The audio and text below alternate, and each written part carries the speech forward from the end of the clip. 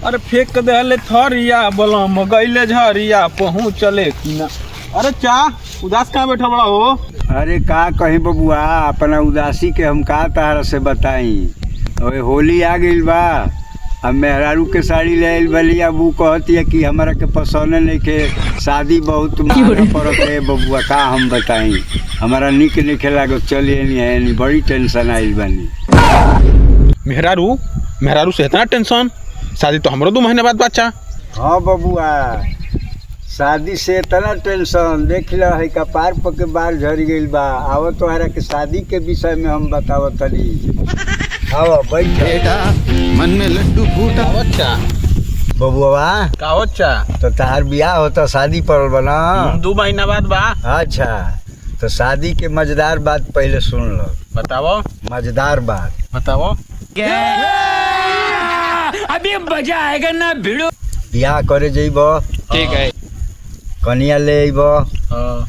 तो कनिया जब ले अइब तो सुहाग रात के बारे में तो तू कुछ जानत बड़ा ना। अच्छा हमारा के कहाँ से पता? तहके पता नहीं खे। अबे साले। तो सुहाग रात में जानत रहो का होला नहीं खा जानत ना। बताओ तनी तारा। बताओ।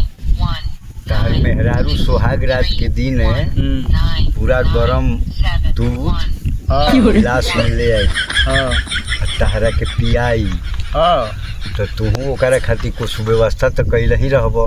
तहके तो पता नहीं खे। हम बताओ पूरा मिठाई उठाई तू लिया ले रही हो, रसगुल्ला आ पंतुआ उंतुआ आ कुल ले आई रही हो। आ जब तहरा के दूध पिया ली मेहरारू तो तू ओकरा के उ रसगुल्लावा जवन देखब तो उ सुहाग रात के दिन जब रसगुल्लावा ओके देखब कि ले आइल बन तहरा के खाए के, तो गप देने रसगुल्लावा जवन बा तहरा हाथवा से ले ली।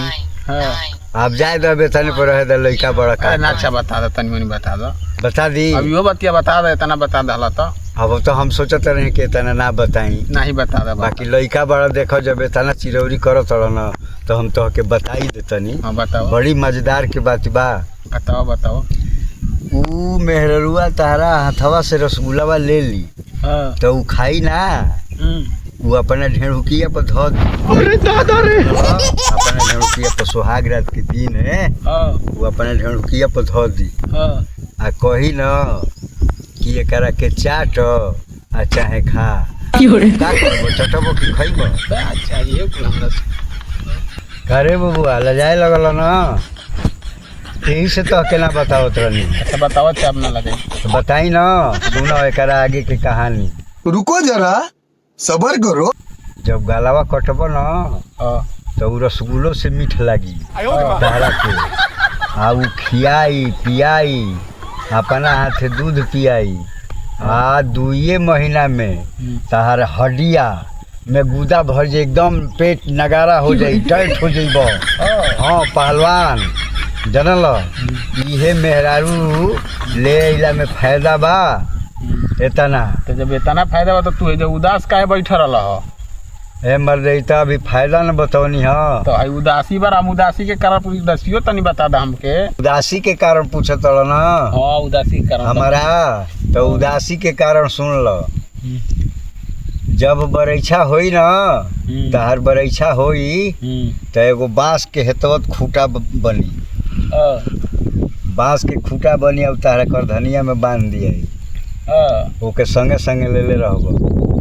आ जब तिलका पर जइब तो जो चोखा का तनी मनी रहेला छीलल रहेला बसुरवा से वो तिलकावा पर तरी गणिया में तनकी से हेतना ठोका जाई। निक लागी कि ना तहरा? ना लागी। बाकी सुन निक लागी चाहे ला सुनी एकरा के हम बतावो तनी तारा के पूरा विधो। अब एकरा बाद तू जइब बराती आ दुआर पूजा लागी, दुआर पूजा हो जाई।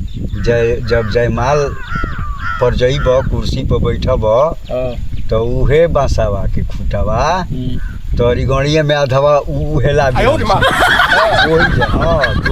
वही जयमलवे पर बड़ी कष्ट बा बबुआ, यही से ना हम दुखी बनी। तारा के बतावत तारी तोहरा समझ में जवन आई तवन तू करी ह। बाकी हम तारा के दुख के कारण बतावत तनी ए बबुआ कि बियाह कइला में केतना दुख बा आ केतना मजा बा। सुनल ना, अब जानी जाइ जे जब तहार बियाह होके जाई सिंदूरदान करब, जाके लड़की के मांग में सिंदूर डलब, तो ऊ जवन बांसवा के खुटिया जवन आकी बाकी बचल बे उमे तोहरा गणिया में हेल जाई। वही के जब सिंदूर दानवा करब ते गप देन तारा गणिया में मार।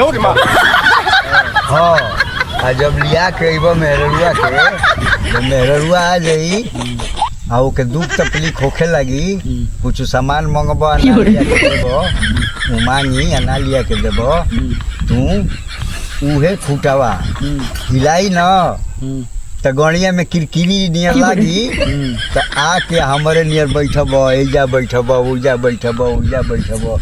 इहे उदासी के कारण है।